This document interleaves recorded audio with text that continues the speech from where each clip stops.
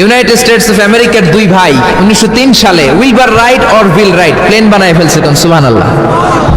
আমরা বানাতে পারি না, আমরা খালি ঘুমাই, আমরা খালি গান গাই, আমরা খালি নাচানাচি করি। ও শেফালি কেন পানে জর্দা মিশালি, ঠিক কিনা? আমরা দুম্মা চলে দুম গাই, হিন্দি গান গাই, মদ আর নারী নিয়ে ব্যস্ত আমরা, ঠিক কিনা?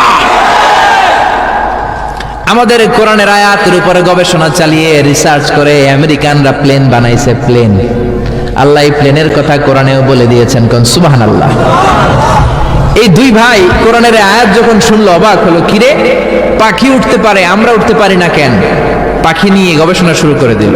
পাহাড়ের উপর শুয়ে শুয়ে দুই ভাই পাখির ছবি আঁকে, কেমন করে পাখিগুলো উঠে, কেমন করে টেক অফ করে, ল্যান্ডিং করে, কেমন করে ফ্লাই করে। গবেষণা করতে করতে করতে দুই ভাই প্লেন বানায় ফেলছে। সুবহানাল্লাহ। তবে তখনকার প্লেন এখনকার অত্যাধুনিক এত মডার্ন প্লেন না, ছোট্ট সাইজের প্লেন, একটু আকাশে উড়ে আবার ধপাস করে পড়ে। মানুষের হাত ভাঙে, পা ভাঙে। আমেরিকাতে বেশি সুবিধা করতে পারলো না, চলে গেল ফ্রান্স। ফ্রান্সের এক প্রিন্স ওদেরকে অনেক ডোনেট করলো, বানালো ওরা প্লেন। পৃথিবীর সর্বপ্রথম কমার্শিয়াল প্লেন, যাত্রীবাহী বিমান ফ্রান্সের এক শহর থেকে আরেক শহরে সেফলি ল্যান্ড করেছে। কোন আল্লাহু আকবার। শুরু হয়ে গেল মানুষের স্বপ্ন সাধন। আগে মানুষ আফসোস করতো, আহারে পাখি উড়ে আমরা উঠতে পারি না। এখন পাখি উড়ে পাখির চেয়ে আরো দ্রুত বেগে আমরা উড়ি, যেরকম, ঠিক কিনা? আপনারা যারা হজে গেছেন কিভাবে গেছেন?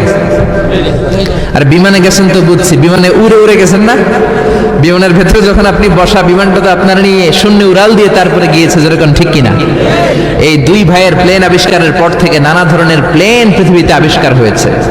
বর্তমান পৃথিবীতে সবচেয়ে দ্রুতগামী যে বিমানটা আবিষ্কার হয়েছে এটার নাম বোম সুপারসনিক। কি নাম? বোম বোম আফ্রিদি না, আবার বোম সুপারসনিক। এটা সবচেয়ে দ্রুত বেগে চলে। আগে ছিল কনকর্ড। এটা ইউরোপ থেকে, হিথ্রো এয়ারপোর্ট থেকে ওয়াশিংটন ডিসি এয়ারপোর্টে ক্রস করার জন্য নর্থ আটলান্টিককে পাড়ি দিত।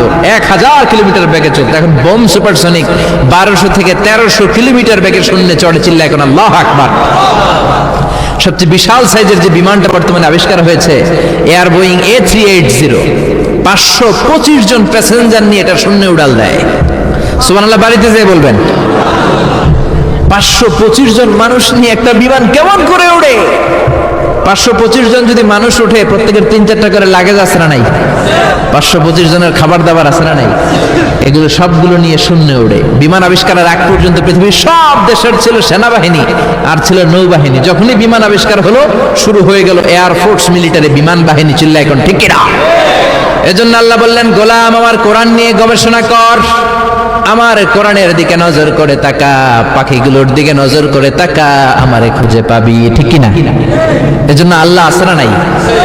আল্লাহর সৃষ্টি নৈপুণ্যের দিকে আপনি নজর করে তাকান, আল্লাহরে খুঁজে পাবেন, চিল্লা এখন, ঠিক কিনা?